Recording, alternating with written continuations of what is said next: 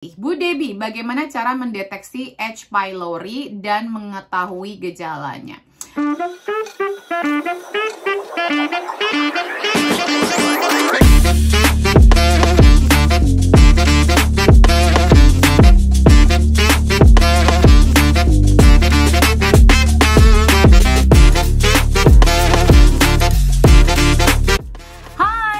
Bersama saya Debbie Syamuri, your favorite naturopathic practitioner dalam segmen Tanya Sehat Debbie.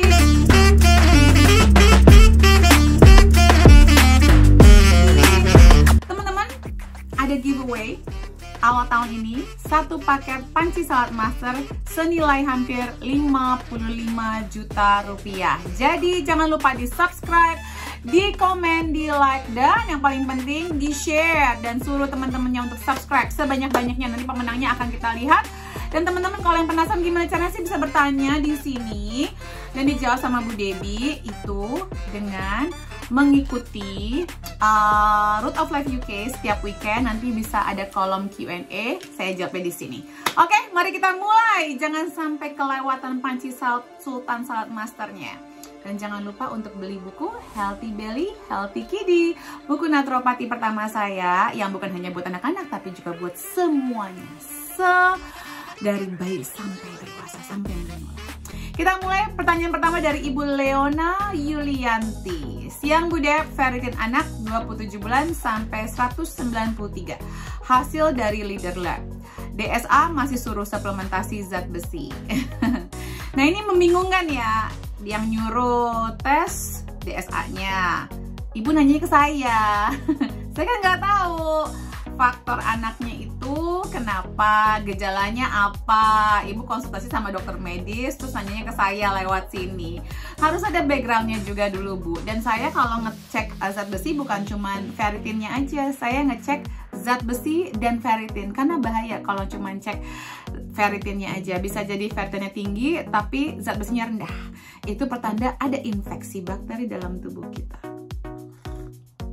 Nyeruput teh dulu ya. Oke, jadi ini membingungkan. Saya bingung jawabnya bagaimana.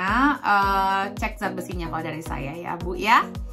Kalau ibu mau konsultasi pribadi sama saya boleh banget. Saya mesti tahu anaknya 27 bulan, riwayat kesehatannya apa, gejalanya apa, sehingga membuat dokternya menyuruh mengkonsumsi zat besi. Oke, berikutnya dari ini _Ratih. Bu Debbie, bagaimana cara mendeteksi H. pylori dan mengetahui gejalanya? Ada tesnya Bu, tesnya dari darah bisa, dari BAB bisa, dari nafas bisa, namanya urea breath test. Jadi banyak jalan menuju Roma untuk ngecek H. pylori. Gejalanya sakit perut. Biasanya orang-orang yang punya, mulai dari GERD ya, GERD, IBD, itu semuanya saya akan cek H. pylori-nya. Saya udah curiga kalau udah ada masalah-masalah di perut, gastritis, ulcerative colitis, itu semuanya pokoknya peradangan di perut saya akan cek Helicobacter pylori.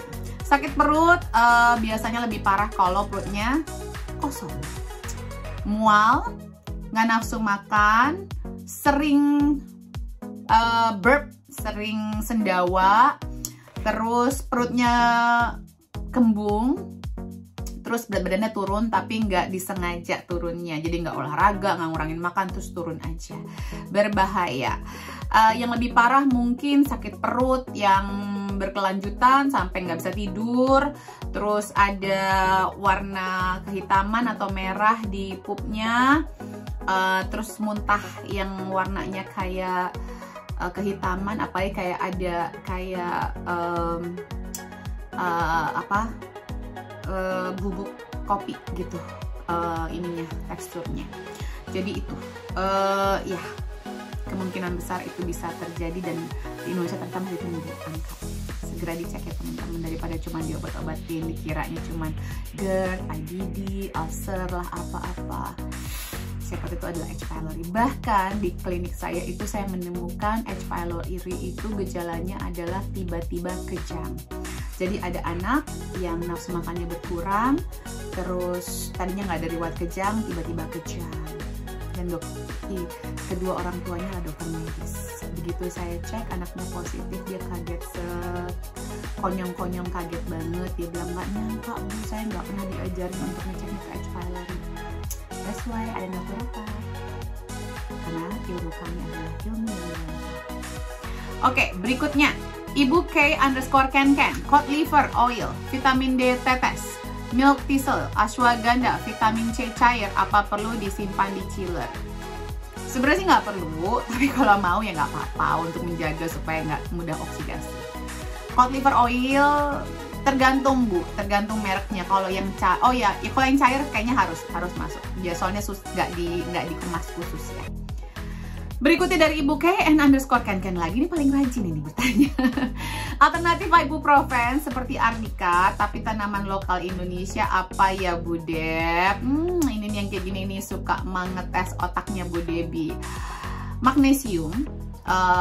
Magnesium itu banyak di rumput laut, sayuran hijau, dark chocolate, biji-bijian, kacang-kacangan. Alternatif ibuprofen lagi ya, madu sih kalau buat aku. Oh ada ini powerful, namanya adalah daun, bahasa Inggrisnya dill, bahasa Indonesianya sebentar aku lagi berpikir. Aduh kok tiba-tiba dill. Aku kemarin ketemu di Salatiga. Aku udah sering ngasih tahu ini, tiba-tiba sekarang ini aja. Adas, daun adas. Daun adas itu terbukti adalah painkiller alam. Jus wortel juga bisa. Oke, berikutnya. Fitrixin, Bu Debbie mohon pencerahan porsi makan daging sapi untuk anak 13 tahun 1 minggu 1 kali atau bagaimana? Sebenarnya tergantung daging sapinya seperti apa Bu. Kalau daging sapinya olahan seperti dibikin sosis kayak gitu-gitu, terus apa sih kornet, itu kok aku nggak nyaranin itu sih. 100 gram per minggu sudah jauh lebih dari cukup. Sebenarnya kebutuhan protein ya, protein itu nggak harus dari daging saja. Jadi boleh dikombinasi dengan protein nabati dari beans misalnya, itu 200 gram per hari 200 gram. Oke, berikutnya. Oh, anak 13 tahun ini perempuan atau laki-laki nggak tahu ya. Ini laki-laki ya, 200 gram. Kalau perempuan itu proteinnya 140 sampai 150 gram. Jadi silahkan disesuaikan anaknya perempuan atau laki-laki. Soalnya gambarnya ibu, fotonya ibu ada anak perempuan, ada anak laki-laki nih. Dari Yusti Tamnim, Bu Deb, kalau malam hari lapar, cemilan yang sehat apa ya? Malamnya tergantung jam berapa nih. Di atas jam 8, jam 9. Idealnya kalau lapar cari bone broth, cari smoothies yang cair, yang tidak membuat tubuh kita kerja keras untuk mencernanya. Masalahnya bukan masalah gemuk atau kurus apa segala macam, memberatkan organ detox apa enggak. Soalnya sistem pencernaan itu butuh tenaga yang banyak loh untuk mencerna makanan kita. Jadi jangan gampang ya makan-makan tengah malam, nanti kasihan livernya. Josephine Woodford, makan oat itu sebenarnya sehat nggak sih Bu? Yes or no? Oat itu sekarang sudah dikomersialisasi, jadi kalau mau makan oat, cari oat yang steel cut, cari oat yang bener-bener gluten free, jangan yang dikomersialisasi, jangan yang tinggal diseduh pakai air doang gitu, yang udah ada manis-manisnya karena gulanya tinggi. Cek juga kita itu sensitif nggak sama oat, jadi banyak faktor ya, karena kalau terlalu populer sekarang jadi banyak yang ya diutak-atik lah ya, begitu Ibu Yosef. Berikutnya dari Erika Ciajali,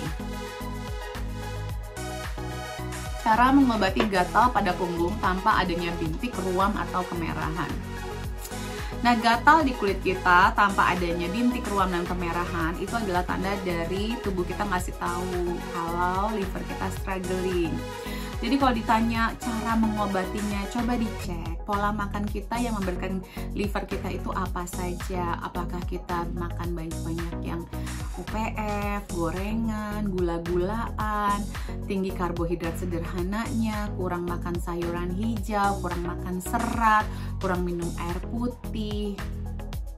Itu yang pertama sih. Aku kalau cuman gatal pada punggung juga bisa jadi kurang olahraga karena kelenjar getah beningnya nggak bergerak.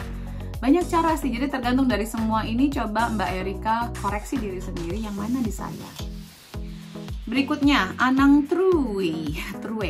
Bu Dep, bagian lengan kiri saya sering getar-getar sendiri. Pertanda kekurangan apa ya Bu Dep? Kurang olahraga, kurang lancar, kurang minum air putih. Itu sudah ada banyak sumbatan tuh biasanya kalau sampai getar-getar sendiri. Coba olahraga, digerakin. Apalagi yang kiri ini banyak lebih kurang bergerak dibandingkan kanan ya, karena kebanyakan kita adalah pakai tangan kanan bukan tangan kiri. Rajin dipijat, rajin olahraga, minum air putih yang banyak, dry skin brushing untuk melancarkan kelenjar getah bening dan peredaran darahnya, dan pastikan air putihnya optimal. Berikutnya dari Kuba Healthy Food, menghilangkan bau dan keringat di ketiak yang aman dan ampuh Bu Dep. Bau dan keringat, tergantung nih berapa banyak bau dan keringatnya, karena bisa jadi kalau bau tuh ada gangguan hormonal. Gangguan hormonal itu boleh cek microhabit saya di bulan Maret ya, di bulan Maret. Jadi tahun 2021 saya tuh memberikan microhabit itu setahun penuh. Nah, yang di bulan Maret itu berarti kan day 60-an ya, day 60-an sampai 90-an. Benar kan tuh ya berarti ya. Itu diseimbangkan hormonnya. Keringat itu juga bisa jadi hormonal ya, bisa jadi hormonal. Kalau untuk yang general sih irisan jeruk nipis atau irisan lemon sangat ampuh sebenarnya, tapi kalau ada hormonal imbalance itu juga harus diperbaiki. That's it, that's all. Thank you so much for watching. Jangan lupa untuk selalu di-share dan subscribe. I love you all. Kita bagi-bagi 55 juta rupiah. Please support. Kalau Anda like dan subscribe itu gratis, tapi kita bisa membangun akun ini supaya akun ini bisa terus membantu seluruh Indonesia, bahkan kalau perlu seluruh dunia tambah sehat secara alami ala naturopati. Thank you so much. I love you all. Sarange. Salam sehat selalu.